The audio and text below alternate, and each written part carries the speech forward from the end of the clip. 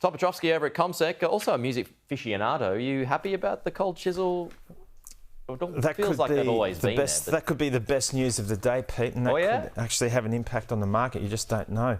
There might be an exodus of people heading towards Armidale, which is where I believe the first concert That's will be right. taking You've place. been listening to our news bulletin. Would you go to that one, or would you prefer to go to a big tent in Sydney or something? Well, Armidale's the jewel of the north, and there's little excuse required, so I'd be delighted to pack up and head off for the weekend. You got a favourite song of theirs? Geez, there's a lot, isn't there? Are you going to go the K-San? I mean, that's most people's, but anything that falls Tree? from the pen of Don Walker, I think, is to be celebrated. Okay, very good. No, very good. Now on the markets, if cold chisel doesn't have an effect on the markets today, what would, Tom?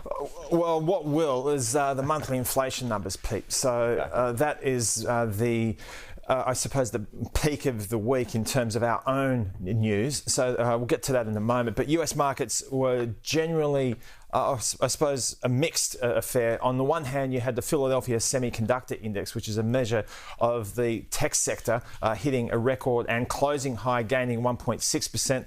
The Nasdaq was up by around 0.6%. So the outperformance of the technology sector as compared to the rest of the market was in evidence last night. So the S&P 500 just in positive territory, and the Dow was down by 0.5%. We saw a bit of a push higher for long and short-term interest rates. The US Treasury sold some bonds last night, Pete, so that pushed long and short-term interest rates higher. And a US Federal Reserve president, the head of the Minneapolis Federal Reserve, Neil Kashkari, he's quite an important figure, but he spoke about the need to have consistent inflation outcomes before there is going to be an ease or a comfort in cutting rates. So that had a bit of a bearing in pushing rates higher. So as I said, the information today that will be guided by the monthly inflation numbers.